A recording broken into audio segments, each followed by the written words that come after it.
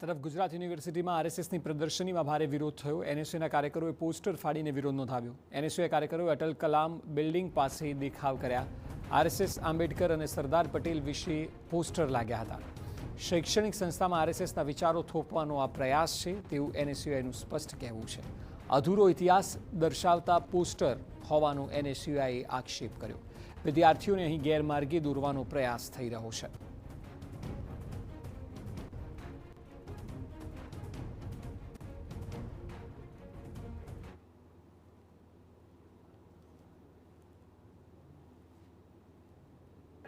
તો ગુજરાત યુનિવર્સિટીમાં આરએસએસની પ્રદર્શની અને એને લઈને અત્યારે હાલ વિરોધ કરવામાં આવી રહ્યો છે। આપ જોઈ રહ્યા છો કે જે પ્રદર્શની લગાવવામાં આવી હતી એ હાલ ફાડવામાં આવી રહી છે અને એને જ લઈને યુથ કોંગ્રેસના કાર્યકર્તાઓ અહીંયા પહોંચ્યા છે અને એમની અટકાયત કરવામાં આવી રહી છે। કાર્યકર્તાઓ યુથ કોંગ્રેસના આપણી સાથે છે, એમની સાથે વાતચીત કરીએ શું કહી રહ્યા છે। સંજય, આ જો આ ગુજરાતની પોલીસ પણ આરએસએસને સમર્થન કરી અમે જ્યારે શાંતિપૂર્ણ વાઇસ ચાન્સલરની રજૂઆત કરવા જઈ રહ્યા છીએ એ પણ નથી જવા દેતી। એટલે આ દેશની અંદર આ લોકો કેવી આઈડિયોલોજી થોપી છે તે આપ મીડિયા મિત્રો આ ગુજરાતી જનતા જોઈ શકો છો।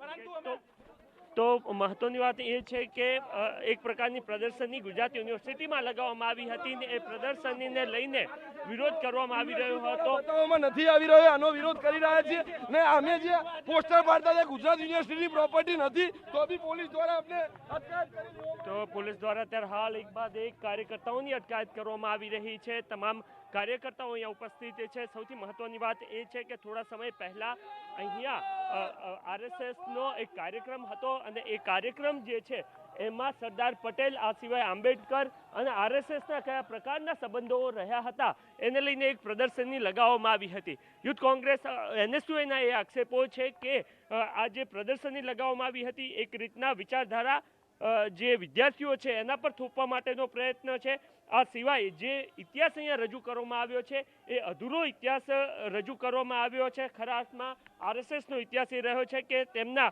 જે છે એ માફી માંગી હતી અંગ્રેજોની। આ સિવાય જે છે એ સરદાર પટેલે આરએસએસ પર પ્રતિબંધ મૂક્યો હતો અને આ તમામ જે મહત્વની બાબતો છે એ આ પ્રદર્શનીમાં રજૂ કરવામાં નથી આવી અને એ જ બાબતને લઈને એનએસયુના કાર્યકર્તાઓ વિરોધ કરતા જોવા મળી રહ્યા છે। આપ જોઈ રહ્યા છો કે કેવી રીતના એ જે પ્રદર્શની અહીંયા લગાવવામાં આવી હતી એને પણ અહીંયા ફાડી નાખવામાં આવી છે। આ સિવાય આ જે પોસ્ટર છે એ અહીંયાથી એમના દ્વારા લઈ જવાનો પ્રયત્ન કરવામાં આવ્યો હતો પરંતુ એ પૂર્વે પોલીસ દ્વારા અટકાયત કરવામાં આવી છે। અન્ય સાથી છે જી, શું કંઈ આપ કહેવા માંગો છો અને આપને શું લાગી રહ્યું છે શા માટે આ અધૂરો ઇતિહાસ છે? હંમેશા આરએસએસ પોતાની વિચારધારામાં બતાવી રહ્યું છે કે દેશ માટે એક મોટું યોગદાન આપ્યું છે, પણ આપશ્રી જે મુખ્ય માહિતી છે એ જોવા માંગો તો કદી આરએસએસે આ દેશની આઝાદીમાં પોતાનું યોગદાન આપ્યું નથી। જ્યારે પણ એમના નેતાઓની વાત થાય ત્યારે માફીની વાત થાય છે, બેન થવાની વાત થાય છે, નથુરામ ગોડસેની વિચારધારા થપાવવાની વાત થાય છે। આના વિરોધમાં ગુજરાત યુનિવર્સિટીમાં જે વિદ્યાર્થીઓને ગેરમાર્ગે દોરવામાં આવ્યો છે તેના વિરોધમાં આજે એનએસયુઆઈ આવ્યું છે અને બતાવવા માંગે છે કે આ સાચો ઇતિહાસ છે। ઓકે, તો સાચો ઇતિહાસ શું છે એ દર્શાવવા માટેનો પ્રયત્ન કરવામાં આવ્યો છે અને જે પ્રદર્શની છે એને પણ યુથ કોંગ્રેસ એનએસયુઆઈના કાર્યકર્તાઓ દ્વારા ફાડી નાખવામાં આવી છે। કેમેરામેન નટવર પરમાર સાથે નરેન્દ્ર રાઠોડ, TV9 અમદાવાદ।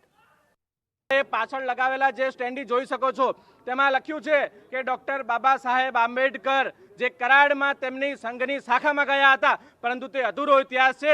સંઘની શાખામાં ગયા હતા ત્યારે ડોક્ટર બાબા સાહેબ આંબેડકર મનુસ્મૃતિના વિરોધમાં હતા, તેમણે મનુસ્મૃતિનું દહન કર્યું હતું। આરએસએસ જ્યારે મનુવાદ અને મનુસ્મૃતિનું જ્યારે પાલન કરતી હોય અને તે તેવી વિચારધારાને માનતી હોય ત્યારે બાબા સાહેબ આંબેડકરે કોઈ દિવસ આવા વિચારોને માન્યા નથી।